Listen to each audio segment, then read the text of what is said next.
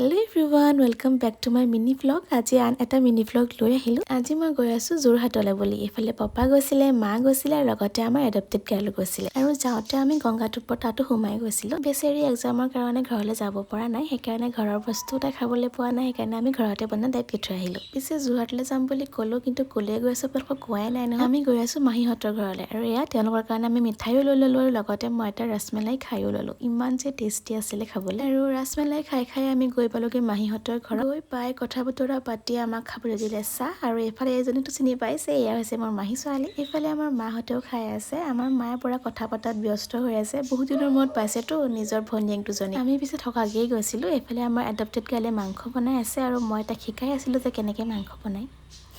এইফালে তাই মাংস বনাই আছে আৰু মই টেষ্ট কৰি আছো, কাৰণ মোৰ ভাগৰ কাম সেইটোৱে। তাৰ পাছতে আমি গোটেইকেইজনী ভাত পানী খাই শুই থাকিলো। এইটো হৈছে নেক্সট ডে ভিডিঅ'। আমি ওলাই গলো অকণমান নিমাতী ফালে আৰু তাত আমাৰ লটি ঘটি কিছু মানুহ, সেইখিনি মই ছেকেণ্ড পাৰ্টত আপলোড কৰিম। আজিলৈ ভিডিঅ'টো ইমানেই এৰিছো, বাই।